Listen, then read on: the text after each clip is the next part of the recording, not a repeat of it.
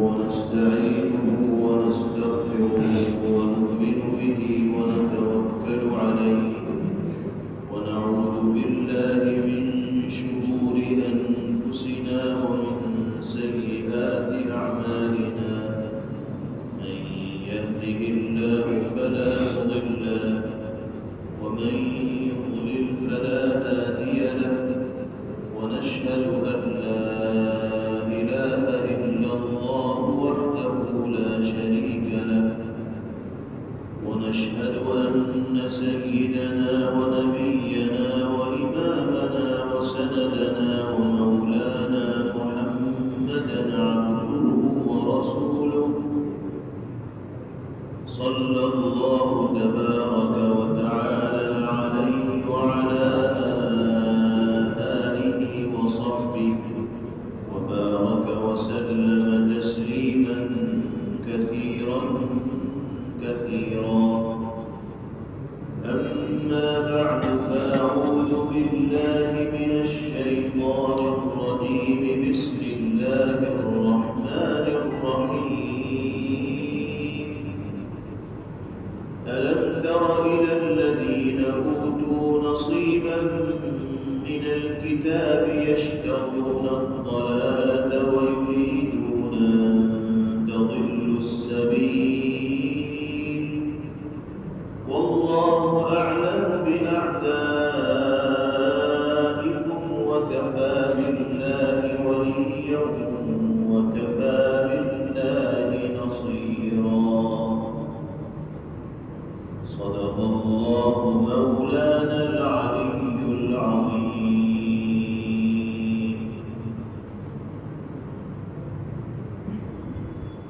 قوم یہود کو اللہ رب العزت والجلال نے توریت نامی آسمانی کتاب اپنے جلیل القدر پیغمبر حضرت موسیٰ علی نبینا علیہ السلام کے ذریعے عنایت فرمائی.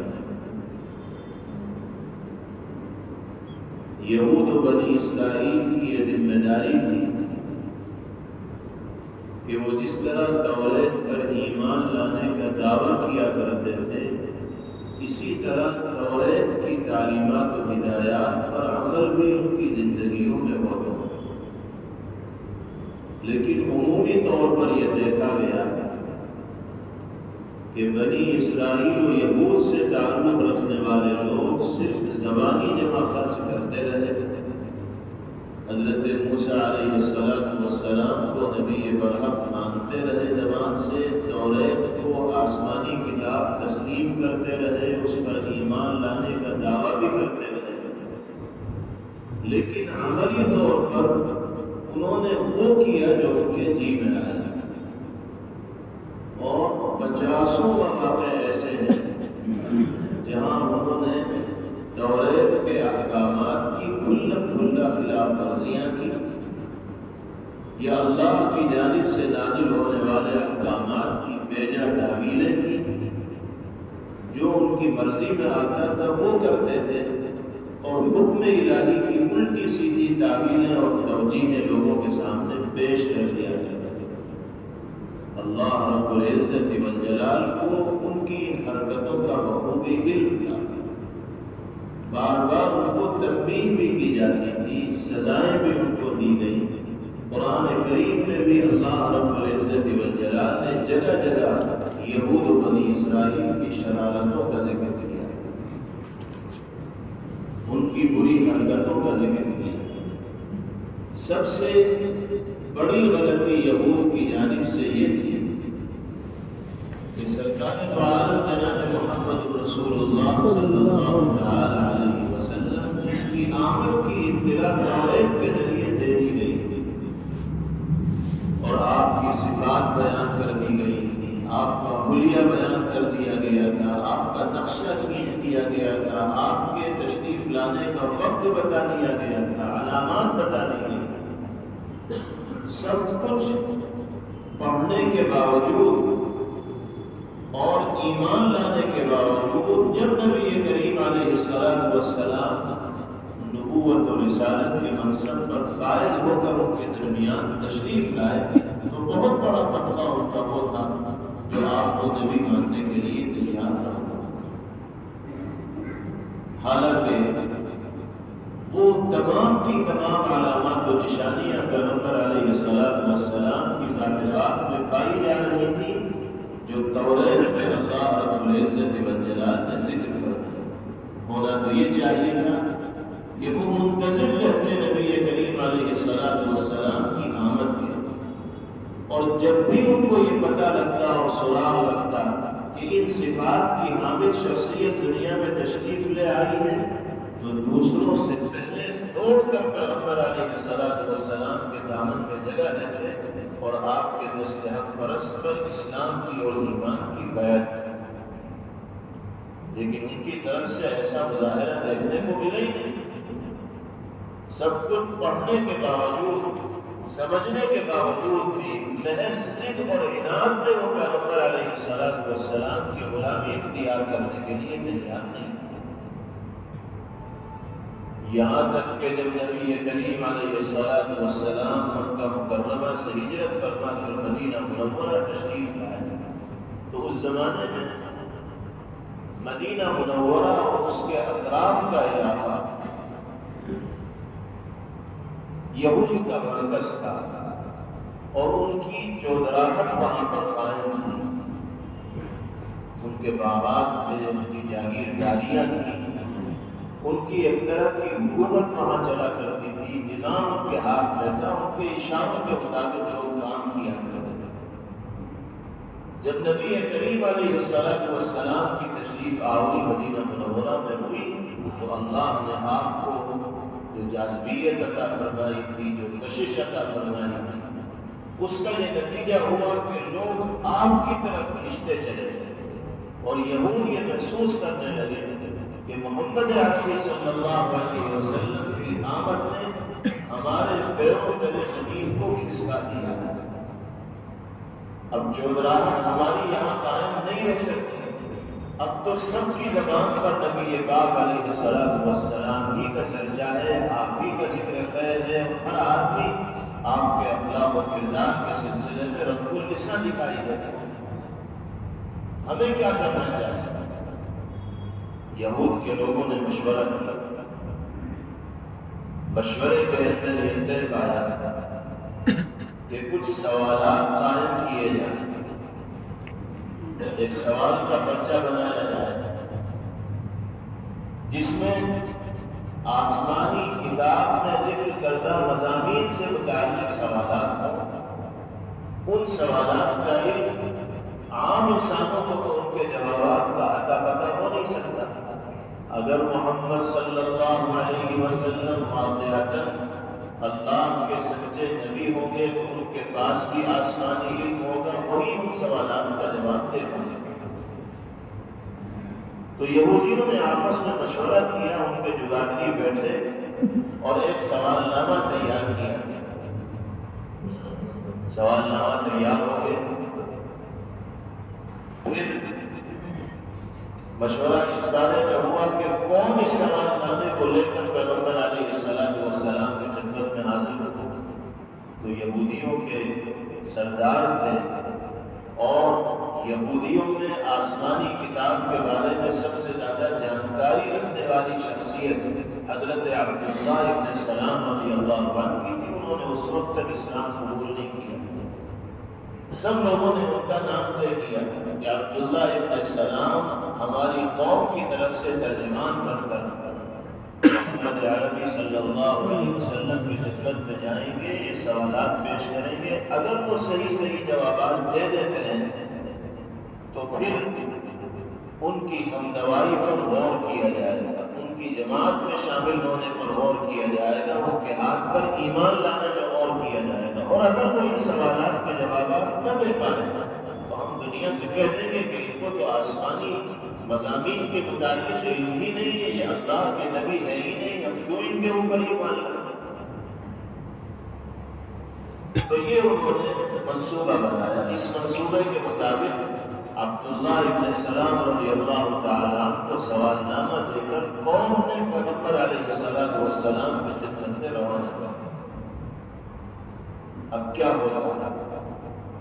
حضرت عبداللہ ابن سلام رضی اللہ عنہ فرماتے ہیں کہ جب میں اس سوال نامے کو لے کر اللہ کے حبیب صلی اللہ علیہ وسلم کی خدمت میں جا رہا تھا تو طرح طرح کے خیالات دل میں آ رہے تھے کہ معلوم نہیں ان سوالات کے جوابات مل بھی پائیں گے یا نہیں مل پائیں گے، اور جن لوگوں نے عبداللہ بن سلام کو بھیجا تھا وہ تو یہ یقین کیے بیٹھے تھے کہ ان سوالات کے جوابات کوئی دے ہی نہیں سکتا، عبداللہ بن سلام واپس آئیں گے اور کہیں گے کہ محمد صلی اللہ علیہ وسلم کے پاس ان کے جوابات نہیں ہیں، یہ سوچتے ہوئے جا رہے ہیں۔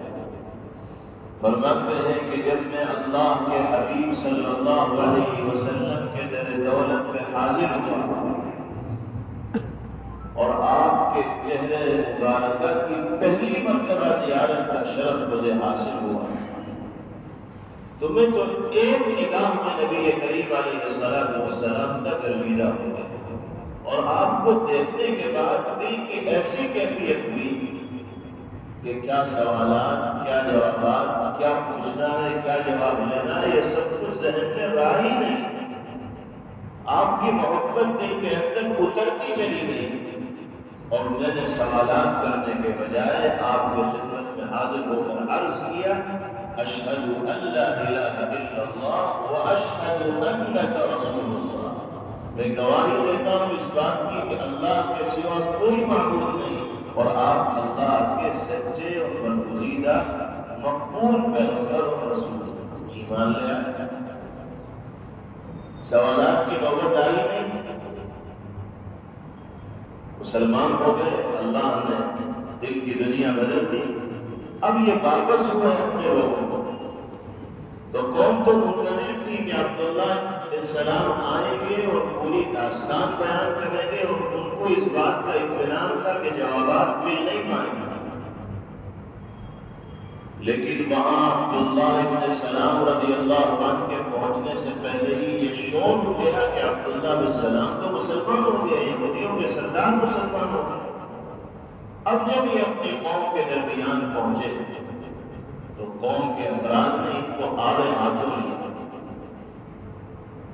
اور سب نے ان کو گھیر لیا اور کہا کہ تمہیں بھیجا کس کام کے لیے تھے اور کل تم کیا آئے، تم نے تو سارا معاملہ ہی بنا دیا، ہم نے تو اتنی محنت سے سوالات تیار کیے تھے کہ ان کے جوابات محمد صلی اللہ علیہ وسلم کی جانب سے نہیں مل پائیں گے، تم نے ایک سوال نہ کیا اور وہی کلمہ پڑھ کے آ گئے جو محمد سب کو پڑھا رہے ہیں۔ عبداللہ ابن سلام رضی اللہ تعالیٰ نے فرمایا کہ اس سے زیادہ مزوری کرنے کی ضرورت نہیں، بحث و مباحثے میں جانے کی ضرورت نہیں، لمبے چوڑے سوالات کے جوابات میرے پاس نہیں ہیں۔ میں تو یہ کہتا ہوں کہ اگر میری جگہ تم میں سے کوئی اور ہوتا تو وہ بھی وہی کر کے آتا جو میں کر کے آیا، پھر وجہ بتا 100 بات کی ایک بات۔ فرمایا فلما تبینت وجهه عرفت ان وجهه ليس بوجه كذاب، میرے دل کا حال نہیں جانتا، میری پہلی نگاہ جب نبی کریم علیہ السلام کے چہرے پر پڑی تو میرے دل نے اس بات کی گواہی دی کہ کسی جھوٹ بولنے والے کا چہرہ نہیں ہے۔ جھوٹ کے آثار انسان کی پیشانی سے ظاہر ہو جاتے ہیں، اور صداقت اور سچائی کی علامات اور نشانیاں بھی انسان کے چہرے سے جھلکنے لگتی ہیں۔ یہ وہی صداقت تھی اور سچائی تھی اور حق پرستی تھی جس کا ادراک و احساس عبداللہ ابن سلام رضی اللہ عنہ نے فرمایا، اور کہتے ہیں کہ جب میرے دل کو اس بات کا یقین ہو گیا کہ کسی جھوٹے شخص کا چہرہ نہیں ہے تو پھر سوالات کرنے کا مطلب ہی کیا ہے۔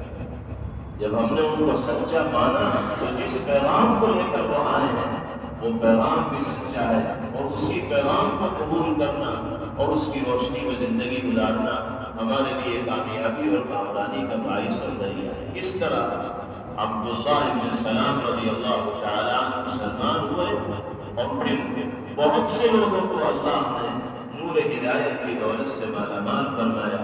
حضرت عبداللہ ابن سلام رضی اللہ عنہ فرماتے ہیں کہ اس پہلی مجلس میں نبی کریم علیہ السلام کے زمانے مبارک سے جو نصیحت آمیز جملے میں نے سنے وہ یہ تھے، یا ایھا الذین آمنوا افشوا السلام، ایمان والوں سلام کو رواج دینے والے ہیں، وصلوا الارحام، اور رشتے ناتوں کا پاس و لحاظ رکھنے والے ہیں، وصلوا باللیل والناس نیام، اور راتوں کے اس پہر میں عبادت کرنے والے بنو جبکہ دنیا سو رہی ہو، لوگ خواب غفلت کے اندر مبتلا ہو، تم تہجد گزار بنو، اللہ کی جنت کے مستحق قرار دیے جاؤ۔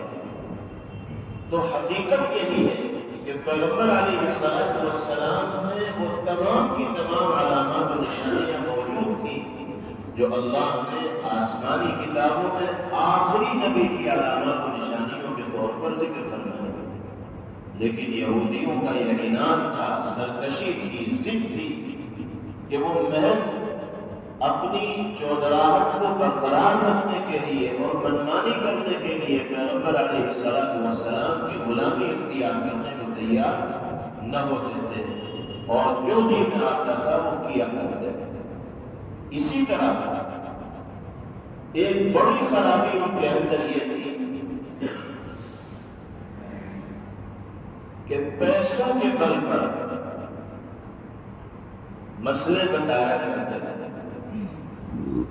جس نے جتنا موٹا لفافہ دے لیا اسی کے حق میں فیصلہ کر دی، جہاں سے جتنی بڑی رشوت مل گئی اسی کے مطابق مسئلہ بتا دیا۔ اللہ کی ہدایت کچھ اور ہوتی تھی، اور یہ پیسہ لے کر اللہ کی طرف غلط بات کو منسوخ کر دیا کرتے تھے اور غلط مسئلے بتا دیا، خود بھی گمراہ ہوتے تھے اور دوسروں کو بھی گمراہی کے راستے پر چلایا کرتے تھے۔ قرآن پاک کی اس آیت مبارکہ میں اللہ رب العزت والجلال نے ان کی اسی شرارت کا اور بری حرکت کا تذکرہ کیا ہے اور ارشاد فرمایا، أَلَمْ تَرَ إِلَى الَّذِينَ أُوتُوا نَصِيبًا مِنَ الْكِتَابِ يَشْتَرُونَ الضَّلَالَةَ وَيُرِيدُونَ أَن تَضِلُّوا السَّبِيلَ، جن لوگوں کو کتاب یعنی توریت کے علم میں سے ایک حصہ دیا گیا تھا، کیا آپ نے ان کو نہیں دیکھا کہ وہ کس طرح گمراہی کو لے رہے ہیں، ضلالت کو خرید رہے ہیں اور چاہتے ہیں کہ تم بھی راستے سے بھٹک جاؤ۔ ایک واقعہ یہود میں یہ پیش آیا کہ خیبر کے علاقے میں جو یہود رہا کرتے تھے تو ان میں ایک مرد عورت بدکاری اور زناکاری کے مرتکب ہو گئے، دونوں شادی شدہ تھے اور بدکاری کے اندر مبتلا ہوا۔ جب یہ جرم سرزد ہوا تو نبی کریم علیہ السلام کی عدالت میں معاملہ پہنچا۔ پیغمبر علیہ السلام نے نظام شریعت کے مطابق فیصلہ صادر فرمایا کہ دونوں کو رجم یعنی سنسار کر دیا جائے، پتھر مار مار کر ہلاک کر دیا جائے۔ زانی کی یہی سزا ہے شرعی نظام، جو شادی شدہ ہو، غیر شادی شدہ ہو تو اس کے کوڑے مارے جائیں، اور جو شادی شدہ بدکاری کرے گا تو اس کو پتھر مار مار کر ہلاک کر دیا جائے۔ نبی کریم علیہ السلام نے جرم کے ثابت ہونے کے بعد فیصلہ سنا دیا کہ دونوں کو سنسار کر دیا گیا۔ اب جب آپ کی طرف سے یہ فیصلہ آیا تو یہودیوں نے اس فیصلے کے خلاف طوفان کھڑا کر دیا اور پیغمبر علیہ السلام کے خلاف ماحول بنانے لگے، لوگوں میں چہمی گوئیاں ہونے لگی، الزام دینے لگے پیغمبر علیہ السلام کو کہ ہمارے خلاف فیصلہ دے دیا۔ اللہ کے حبیب صلی اللہ تعالی علیہ وسلم کی جب یہ حالات کا علم ہوا تو آپ نے لوگوں کو جمع کر کے فرمایا کہ مجھے درمیان سے نکال دو اور ان یہودیوں سے کہو کہ اس کتاب توریت کے مطابق اس جرم کا ارتکاب کرنے والوں کے سلسلے میں فیصلہ کر لو جس کتاب پر تمہارا ایمان ہے، جس کو تم آسمانی کتاب مانتے ہو، اور واقعتاً وہ آسمانی کتاب ہے، اگرچہ قرآن پاک کے نازل ہونے کے بعد ساری آسمانی شریعتیں پہلے کی منسوخ ہو گئی، عمل قرآن پاک پر ضروری ہے، لیکن توریت بھی آسمانی کتاب ہے، تم قرآن پر ایمان نہیں لا رہے ہو، ہمارے فیصلے کو نہیں تسلیم کر رہے ہو، چلو تم توریتی کے مطابق ان کے درمیان فیصلہ کر لو، تم ہمیں کیوں نشانہ بنا رہے؟ ہم تو شرعی نظام کے مطابق فیصلہ نہیں ہے، جو ثابت ہو گیا تو قرآن نے جس فیصلے کو اس موقع پر کہا ہے وہی فیصلہ ہماری جانب سے کیا جائے گا۔ تمہیں اگر ہمارا فیصلہ تسلیم نہیں تو توریت کے ماہروں کو بلاؤ اور اس میں اس طرح کا جرم کرنے والے لوگوں کی جو سزا لکھی ہے اس کے مطابق سزا دو۔ پہلے تو یہ تیار نہ ہو، لیکن جب اللہ کے حبیب صلی اللہ علیہ وسلم کی طرف سے سختی کے ساتھ یہ پیغام گیا کہ چلو ہماری بات نہیں مانتے نہ مانو، لیکن توریت کے مطابق تم فیصلہ کرو، تو لوگ پھر تیار ہوئے اور عوام نے اپنے ذمہ داروں کے اوپر دباؤ بنایا کہ بھائی ٹھیک تو کہا جا رہا ہے توریتی کے مطابق فیصلہ کرو، تو اب مجلس قائم ہوئی، توریت لائی گئی اور وہ چیپٹر کھولا گیا توریت میں جہاں اس طرح کے جرائم کا ارتکاب کرنے والوں کی سزا لکھی ہوئی ہے، اس اقتباس کو پڑھا جانے لگا۔ ایک صاحب تھے جن کا نام تھا عبداللہ بن سوریہ، یہودی، انہوں نے توریت کو پڑھنا شروع کیا۔ پڑھتے پڑھتے جب اس سزا کا ذکر آیا جو فیصلہ پیغمبر علیہ السلام نے کیا تھا کہ عبداللہ بن سوریہ نے اس جملے کے اوپر ہاتھ رکھا اور آگے بڑھنا شروع کر دیا، اسے بول کر گئے آگے۔ اب سب لوگ تو توریت پڑھے ہوئے نہیں تھے، سب پڑھنا جانتے بھی نہیں تھے، توریت کی زبان الگ تھی، قرآن کی زبان الگ تھی، دل میں چوٹ تھا، اس لیے جہاں رجم اور سنسار ہونے کا تذکرہ توریت میں تھا اسے گول کر کے آگے عبداللہ بن سلام رضی اللہ عنہ اسی مجلس میں تشریف فرما تھے اور وہ توریت کے عالم تھے، انہوں نے جب اس شرارت کو دیکھا تو فوراً تھام گئے اور درمیانی میں انہوں نے کہا کہ یہ کیا حرکت ہے کہ چھوڑ کے پڑھ رہے ہو، جو جملہ تم نے چھوڑا ہے وہ بھی پڑھو۔ اب جب وہ جملہ پڑھوایا گیا تو پھر تو ان کی آواز مافتہ ہو گئی، پھر تو بولنے کے لیے الفاظ نہ رہے ان کے پاس۔ اگر یہ کہا جائے تو مبالغہ نہیں ہوگا کہ کوئی محاورہ ثابت آیا کہ ان کا خوب بھی سوکھ گیا، زبان ہی نہیں چل رہی کہ اب بولے تو کیا بولے۔ پیغمبر علیہ السلام کو نشانہ بنا رہے تھے کہ آپ نے رجم اور سنسار ہونے کا فیصلہ کیا، اللہ نے دکھا دیا کہ جس کتاب پر ایمان لانے کا تم دعویٰ کرتے ہو توریت، اس میں بھی یہی فیصلہ لکھا ہوا ہے جو فیصلہ نبی آخر الزماں صلی اللہ علیہ وسلم۔ اگلی آیت میں اللہ تعالیٰ ان کی اس حرکت کا بھی ذکر فرما رہے ہیں کہ ان کی یہ بھی حرکتیں اور شرارتیں ہیں کہ یہ آسمانی کتاب کے جملوں میں الٹ پھیر کر دیتے ہیں، کچھ کا کچھ پڑھ دیتے ہیں، کہیں پڑھتے ہیں اور کہیں نہیں پڑھتے ہیں، تو اس کا مطلب یہ ہے کہ یہ منمانی زندگی گزار رہے ہیں، شریعت کے مطابق زندگی گزارنے کے عادی نہیں ہے، خود بھی گمراہ ہو رہے ہیں اور اس کو بھی گمراہی کا شکار ہے۔ تو اللہ نے ان حرکتوں سے پردہ اٹھایا ہے اور ان کی شرارتوں کو دنیا کے سامنے عام کیا اور اخیر میں ارشاد فرمایا واللہ اعلم باعدائکم وکفی باللہ ولیا وکفی باللہ نصیرا، اور اللہ تمہارے دشمنوں کو خوب جانتا ہے، اللہ تمہارے دشمنوں کو خوب جانتا ہے اور رکھوالا کرنے کے لیے بھی اللہ کافی ہے اور مددگار کرنے کے لیے بھی اللہ کافی ہے۔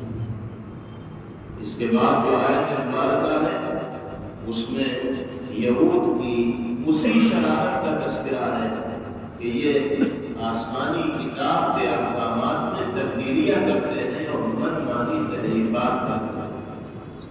من الذين هادوا يحرفون الكلم عن مواضعه ويقولون سمعنا وعصينا واسمع غير مسمع وراعنا ليا بألسنتهم وطعنا في الدين. یہودیوں میں سے کچھ وہ ہیں جو توریت کے الفاظ کو ان کے موقع محل سے ہٹا ڈالتے ہیں اور اپنی زبانوں کو توڑ مروڑ کر اور دین میں تانا زنی کرتے ہوئے کہتے ہیں سمعنا وعصینا. کیا کہتے ہیں؟ سمعنا وعصینا. یہ ان کی شرارت ہے. اس کا ترجمہ ہے ہم نے سنا اور نافرمانی کی. حالانکہ کہنا کیا چاہیے تھا؟ سمعنا واطعنا. ہم نے سنا اور اطاعت کا جذبہ، ماننے کا جذبہ اپنے دل میں پیدا کیا. کہنا یہ چاہیے تھا، لیکن توڑ مروڑ کر اطعنا کے بجائے عصینا کہا. یہ ان کی شرارت ہے. دنیا چاہے اس شرارت کو محسوس نہ کرے، لیکن اللہ کے یہاں ہر چیز ریکارڈ کی جاتی ہے اور ساری حرکتیں باری تعالیٰ کی نگاہ میں ہوتی ہیں. اور اسمع غیر مسمع اور راعنا کہتے ہیں. حالانکہ اگر وہ یہ کہتے کہ سمعنا واطعنا واسمع وانظرنا تو ان کے لیے بہتر اور راست بازی کا راستہ ہوگا. وَلَوْ أَنَّهُمْ قَالُوا سَمِعْنَا وَأَطَعْنَا وَاسْمَعْ وَانظُرْنَا لَكَانَ خَيْرًا لَهُمْ وَأَقْوَمَ وَلَكِنْ لَعَنَهُمُ اللَّهُ بِكُفْرِهِمْ فَلَا يُؤْمِنُونَ إِلَّا قَلِيلًا. لیکن ان کے کفر کی وجہ سے اللہ نے ان پر پھٹکار ڈال رکھی ہے، اس لیے تھوڑے سے لوگوں کے سوا وہ ایمان نہیں لائے. اس آیت مبارکہ میں بعض یہودیوں کی دو شرارتوں کا ذکر کیا گیا ہے. ایک شرارت یہ ہے کہ وہ توریت کے الفاظ کو اپنے موقع محل سے ہٹا کر اس میں لفظی یا معنوی تحریف کا ارتکاب کرتے ہیں. یعنی بعض اوقات اس کے الفاظ ہی کو کسی اور لفظ سے بدل دیتے ہیں اور بعض اوقات اس لفظ کو غلط معنی پہنا کر منمانی تفسیر و تشریح کرتے ہیں. اور دوسری شرارت یہ ہے کہ جب وہ حضرت صلی اللہ علیہ وسلم کے پاس آتے ہیں تو ایسے مبہم اور منافقانہ انداز استعمال کرتے ہیں جن کا ظاہری مفہوم برا نہیں ہوتا، لیکن اندرونی طور پر ان الفاظ سے وہ برے معنی مراد لیتے ہیں جو ان الفاظ میں چھپے ہوئے ہوتے ہیں. قرآن کریم نے اس کی 3 مثالیں بیان کی ہیں. ایک یہ کہ وہ کہتے ہیں سمعنا وعصینا، جس کے معنی یہ ہے کہ ہم نے آپ کی بات سن لی اور نافرمانی کی. بعض الفاظ کا مطلب یہ ظاہر کرتے تھے کہ ہم نے آپ کی بات سن لی ہے اور آپ کے مخالفین کی نافرمانی کی ہے، لیکن اندر سے اس کا مطلب یہ ہوتا تھا کہ ہم نے آپ کی بات سن کر اسی کی نافرمانی کی. یہ شرارت ہے. دوسرے کو کہتے تھے اسمع غیر مسمع. اس کا ترجمہ یہ ہے کہ آپ ہماری بات سنیں، خدا کرے آپ کو کوئی بات سنائی نہ جائے. پہلے تو یہ کہتے تھے اسمع، آپ ہماری بات سنیں. غیر مسمع کے ذریعے یہ کہا کرتے تھے کہ خدا کرے کوئی بات آپ کو سنائی نہ جائے. ظاہری طور پر وہ یہ وعدہ دیتے تھے کہ آپ کو کوئی ایسی بات نہ سنائی جائے جو آپ کی طبیعت کے خلاف ہو، لیکن اندر سے اس کا مطلب یہ ہوتا تھا کہ خدا کرے آپ کو ایسی بات نہ سنائی جائے جو آپ کو خوش کرے. تو یہ شرارت ہے نہیں. اسمع غیر مسمع، سنیے، خدا کرے آپ کو سنائی نہ جائے. یہ مبہم لفظ ہے. آپ سے تو یہ کہنا چاہتے تھے کہ آپ کوئی ایسی بات نہ سنیں جو دشمنوں کی طرف سے آپ کو سننے کو ملے، لیکن دل میں چور ہوتا تھا کہ پیغمبر علیہ السلام کوئی ایسی بات نہ سنے جس سے آپ کو خوشی ہو. تیسرے وہ ایک لفظ راعنا استعمال کرتے تھے جس اس کے معنی عربی زبان میں یہ ہے کہ ہمارا خیال رکھیے، لیکن عبرانی زبان میں یہ ایک گالی کا لفظ ہے اور اندرونی طور پر وہ گالی ہی کو مراد لیا کرتے ہیں۔ یہ ان کی شرارت تھی جس پر پردہ اللہ نے اٹھایا ہے۔ لوگوں کے سامنے غلط تعبیریں کرتے تھے، دل میں چور تھا، راعیہ کہہ کر پیغمبر علیہ السلام کو گالی دیتے تھے عبرانی زبان میں۔ عربی زبان کا معنی مراد نہیں لیتے تھے، بلکہ عبرانی زبان کا معنی مراد لیا کرتے تھے۔ یہود کی اس طرح کی شرارتوں کا تذکرہ قرآن پاک میں اللہ نے جگہ جگہ فرمایا۔ ان کی فطرت ہی میں خباثت اور شرارت داخل ہے، اور اس کا مظاہرہ یہ آج تک کرتے چلے آ رہے ہیں۔ اللہ رب العزت والجلال ہم سب کو دشمنان اسلام کی ریشہ دوانیوں سے، ان کی شرافتوں سے، ان کی پرفریب کارروائیوں سے محفوظ فرمائیں، اور شریعت و سنت کے تقاضوں پر عمل کا رکاز ہم سب کے لیے آسان فرمائیں۔ وآخر دعوانا ان الحمد للہ رب العالمین۔ Thanks for watching. Don't forget to like, comment, share and subscribe to Al Wahid channel.